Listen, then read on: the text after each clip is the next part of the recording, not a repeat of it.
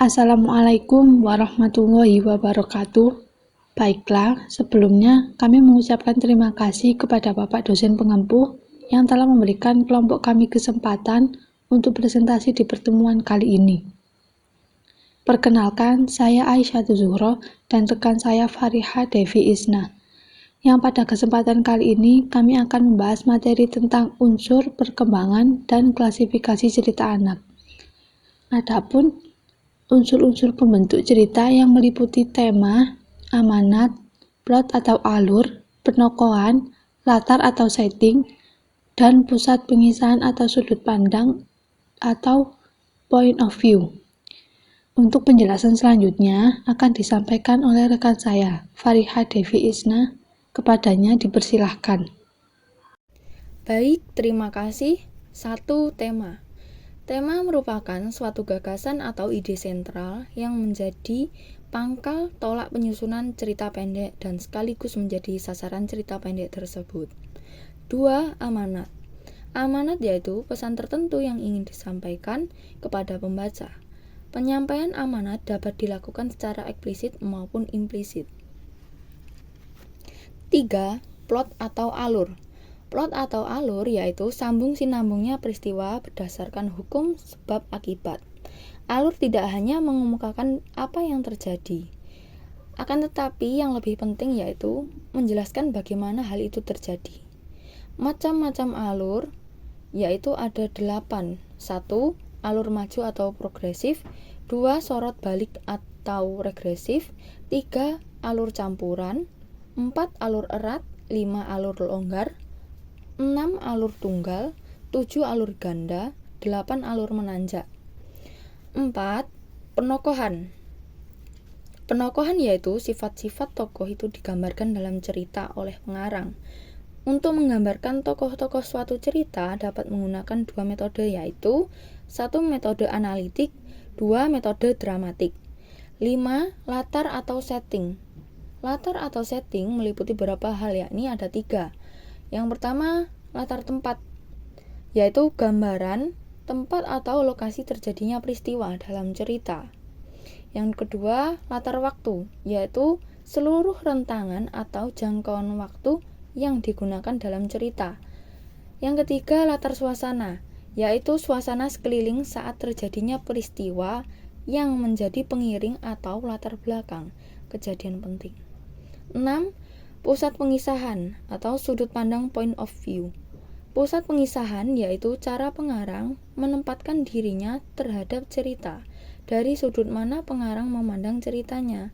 Pengarang memiliki bermacam-macam teknik dalam menceritakan suatu cerita, yakni meliputi 4. 1. Pengarang serba tahu sebagai orang ketiga.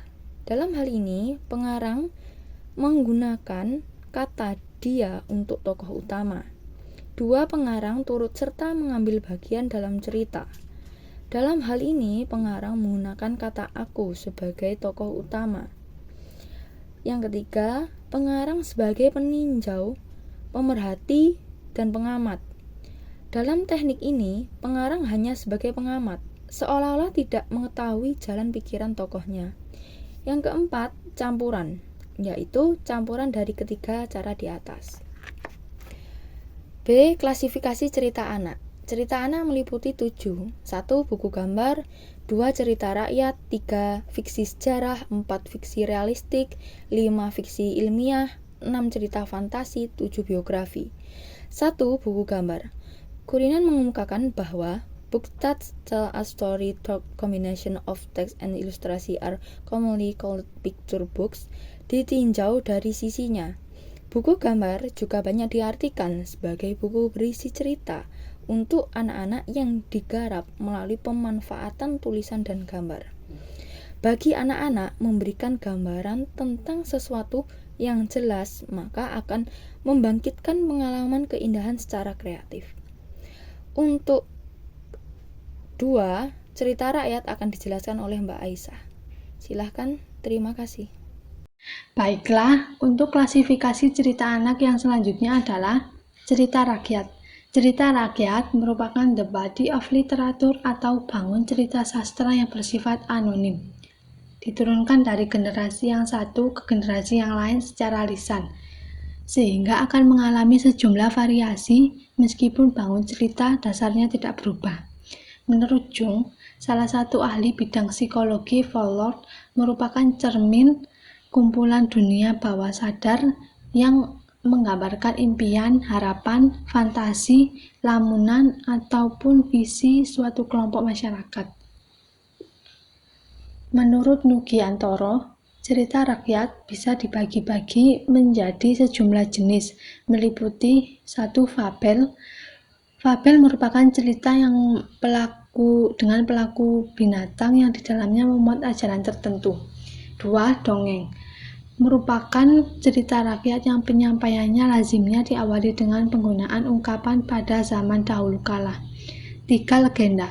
Legenda adalah cerita kepahlawanan dari sosok tokoh yang dianggap sakti, suci, atau melebihi kelebihan tertentu dibandingkan manusia pada umumnya. Meskipun jelas merupakan cerita imajinatif karena biasa dihubungkan dengan peristiwa kesejarahan, akhirnya legenda sering dianggap sebagai cerita yang seakan-akan sungguh terjadi.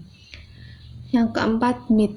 Mit merupakan cerita yang berkaitan dengan asal-usul kehidupan manusia, asal-usul keberadaan suatu tempat yang berhubungan dengan kehidupan dewa-dewi maupun tokoh yang memiliki hubungan dengan kehidupan kedewaan.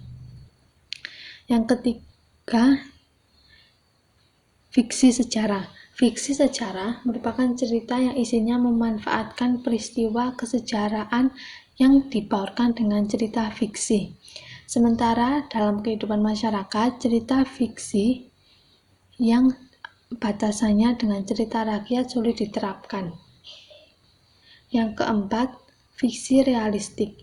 Fiksi realistik merupakan cerita yang menggambarkan peristiwa dan cerita yang akrab dengan kehidupan sehari-hari. Cerita tersebut mungkin bisa berkaitan dengan kehidupan keluarga, perjalanan wisata, maupun peristiwa yang menggambarkan upaya pelaku yang memecahkan permasalahan yang tidak lazim. Yang kelima, fiksi ilmiah. Fiksi ilmiah adalah suatu bentuk fiksi spekulatif yang terutama membahas tentang pengaruh sains dan teknologi yang diimajinasikan terhadap masyarakat dan para individual. Batasan dari genre ini tidak bisa diterangkan dengan jelas, dan garis pembatas antara subgenre-nya tidaklah tetap. Yang keenam, cerita fantasi. Cerita fantasi merupakan cerita yang menggambarkan pelaku, peristiwa, maupun latar belakang secara fantastis. Dalam arti luar nalar, tetapi mampu menekan ketidakpercayaan pembaca sehingga sesuatu sungguh tidak akan bisa terjadi dalam kehidupan nyata.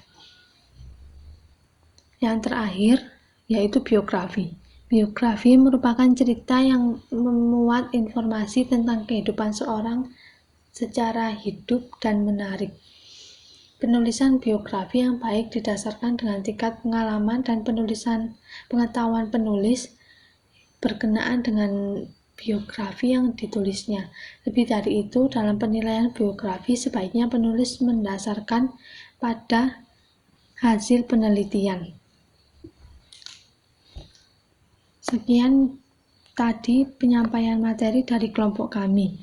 Mohon maaf apabila masih terdapat banyak kesalahan dan kekurangan. Akhirul kalam, wassalamualaikum warahmatullahi wabarakatuh.